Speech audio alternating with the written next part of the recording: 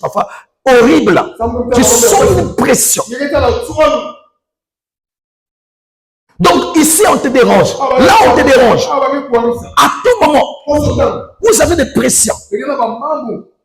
L'inspecteur de ceci, la police de ceci, le groupement de ceci. Vous recevez trop. Au Congo, il y a trop de ces choses-là. Service de ceci. Et ne vous en faites pas. Chaque service qui vient, à la fin, il faut un problème d'argent. Ceci. Ah! Donc, sous la pression là, vraiment, tu ne sais pas, tu as besoin de disparaître. Mais non, tu reviens à la maison. Parfois, tu viens encore à la maison, une autre pression. Parfois, les gens ne comprennent pas pourquoi je reste caché dans la maison, dans la chambre. Trop de pression. Donc, la vie est faite de pression. Mais Dieu te dit, fortifie-toi. Actuellement, que nous sommes en train de passer là, beaucoup de gens passent par des pressions. Pression de la vie, pression de la jeunesse, pression de la santé. Dans l'ancien temps, c'est comme si les gens étaient plus en bonne santé. Mais aujourd'hui, frère, si tu passes 3 mois sans maladie, il faut bénir Dieu. Donc aujourd'hui, à chaque instant, dès que tu passes 1 mois, 2 mois, ah, je sens comme le palu, hein? Pression. Quelques mois encore, ah, je sens ceci. Mais pourtant, tu es en train de suivre le traitement. C'est comme si l'hôpital n'avait plus d'efficacité. Vous arrivez là, on vous met des injections de plusieurs formes. Avec des nouveaux qu'on a recrutés aujourd'hui. C'est comme s'ils ont besoin même de te transpercer le corps par des piqûres. Et dès que tu viens comme ça, la douleur partout. Mais ne t'en fais pas. Même pas 1 mois. Ça revient encore. À tel point que tu as maintenant peur d'aller à l'hôpital. Parce qu'ils sont devenus des spécialistes des examens. Examen de cardio machin. Examen de fisacier des SST. Examen de machin. Il y a tellement de noms. Dès qu'on commence à te citer des examens, toi-même tu commences déjà à regretter. Tu entends les examens, tu regardes la poche. Tu entends les examens, tu regardes la poche. Vous savez que non, les médecins de l'ancien temps, dès qu'ils te regardent simplement, sans même vraiment que tu parles, ils te touchent, va te dire, tous, parfois il vient un peu. Ok. Va acheter ça. C'est fini. Tu pars là, tout est en ordre. Mais aujourd'hui, c'est comme si c'est de l'imagination. Donc, on va te faire au moins 14 examens. Les examens qui n'ont même rien à voir avec la douleur que tu ressens. Oh non, on doit vérifier tout cela. C'est parce que lui-même, il ne connaît pas réellement. On peut imaginer. Tellement de pression. Mais Dieu te dit que non. Tiens-toi tranquille. Amen. Le grand médecin est toujours là. Amen. Non, là, Josué demande à tous de se sanctifier. Vous voyez que nous sommes en train de rentrer dans une autre phase. Ça demande une véritable sanctification. Il n'y a pas une grande sanctification qui dépasse la sanctification du cœur. En réalité, la sanctification devrait commencer à l'intérieur. Tes pensées, ta manière d'être, ça doit commencer à l'intérieur. Si c'est ce moment à l'extérieur, ça va s'arrêter. Donc nous avons besoin de cela. Parce que dans 3 jours, la Bible dit, nous allons traverser le Jourdain. Pourquoi 3 jours? Amen. Donc nous allons arriver ici. Pour traverser ici, il y a 3 marches. Amen. Avant d'arriver ici, il y a 3 marches. La première marche, on appelle ça la justification. Première marche. Deuxième marche, sanctification. Troisième marche, baptême du Saint-Esprit. Amen. Pour arriver là. Encore là. Amen. Mais comme si on a déjà commencé. Il faut une véritable justification de l'intérieur.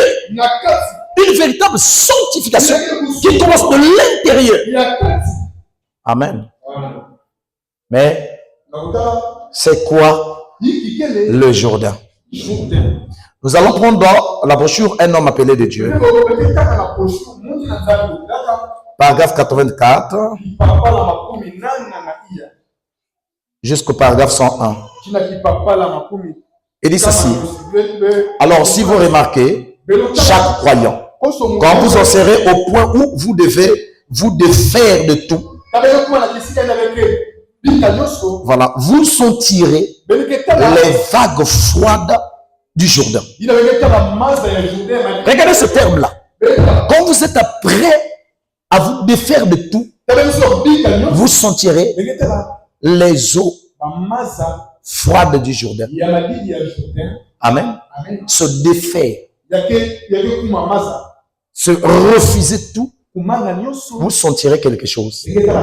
Quand vous êtes prêt à renoncer à tout, vous sentirez quelque chose. Est-ce que vous savez qu'il y a des gens qui refusent? Là, on dit ici, on vous montre la parole, mais ils refusent. Laisse-moi te dire, même si on vous donne des titres ici, tu iras nulle part. Dieu est avec les gens qui obéissent à toute la parole. Je sens quelqu'un en train de me dire qu'il n'y a que Dieu qui peut faire ça. Non, l'homme peut le faire. Je vous dis, il y a une différence entre ne pas arriver et se décider. Tu as la volonté d'obéir à toute la parole. C'est ça le problème. Sinon, vous voyez que non, la plupart, les gens ne bénéficient plus de la puissance de Dieu, de la présence de Dieu dans leur vie. Parce qu'ils sont trop remplis d'eux-mêmes. Vous voyez, il a dit que non. Vous sentirez les vagues froides du Jourdain clapoter contre vos pieds. Allez-vous traverser ou n'allez-vous pas traverser? Le Jourdain, c'est la séparation. Amen. La séparation. Il est devenu difficile pour que les gens se séparent. Chaque personne a son totem. Chaque personne a son totem. Son totem peut-être, c'est l'orgueil. Ton totem peut-être, c'est une copine que tu gères au cachet, que tu ne veux pas lâcher. Ton totem peut-être, c'est un copain que tu ne veux pas lâcher. Ton totem peut-être, c'est ton ami sexy là, qui montre les formes de ton corps. Ton totem peut-être, c'est ce que tu fais en cachet. Tu aimes tellement ça, tu dis laissez ne toucher pas au totem. Mais le Jourdain, la séparation. La séparation totale. La présence. Vous savez, nous, parfois, nous croyons que non, Dieu n'a pas besoin de remplir de l'esprit. Mais Dieu en a besoin. Mais il a un lieu de rencontre. Dans ses promesses. Mais il est demandé d'avoir une séparation. Une séparation radicale. Dieu est un séparatiste. Il sépare. Il a besoin de son âme. Sans ça, ça ne marche pas. Je vous ai dit la fois passée, vous ne pouvez pas servir 2 mètres. Dieu demande la séparation. Oh non, je me suis déjà séparé. Non, tu te sépares de tout ce que tu entends de mal. Sépare-toi. Sépare-toi. Ça va t'aider. Amen. Vous voyez, qu'est-ce que c'est? C'est de traverser le Jourdain, de vous retrouver seul avec Dieu. Est-ce que je peux entendre un amen? Dieu est trouvé seul avec Dieu. Chaque personne, chaque croyant, il faudrait que pour que tu te retrouves seul avec Dieu, tu dois être une personne qui est un chasseur de l'esprit. Il a la chasse de l'esprit. C'est une personne qui est capable de se dépasser lui-même, de se surpasser. Parce qu'il sait que non, j'ai besoin de l'esprit. Parce que sans l'esprit, je serais hypocrite. Sans l'esprit, je serais trop faible. Sans l'esprit, je n'arriverai pas à combattre. Sans l'esprit, les mêmes fautes viendront toujours à chaque instant. J'ai besoin de cela. Vous savez que non, il y a des gens qui se sont armés pour être à la recherche de la présence divine. De la présence divine. Ils sont à la recherche de cela. Des hommes comme des femmes. Des gens de prière. Je vous dis la vérité. Le combat a changé. Actuellement, le monde a changé de forme. Ça demande un combat réel. Un combat réel. Frère, pourquoi est-ce que Dieu vous appelle pour rien? Mais ton peu fou. Dieu n'est pas un aventurier. Quand il appelle une personne, ça veut dire qu'il y a un travail. Un travail spécifique pour toi. Mais non, sauf que il y a certaines choses qui étouffent. Qui étouffe tout ce que Dieu a mis en toi. Ça bloque l'attitude, la capacité qui est en toi. Ça bloque cela. Il faudrait que tu comprennes. Il dit ceci. Le Josué d'aujourd'hui, c'est le Saint-Esprit. Amen. Il dit, vous acceptez Jésus sans une véritable séparation. Ça ne marche pas. Regarde, il dit dans la brochure, les témoins.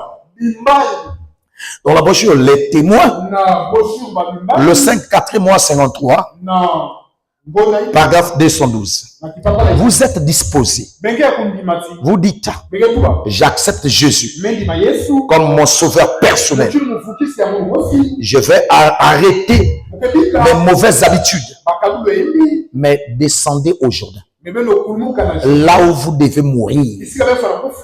La séparation, la mort. Là où vous devez mourir.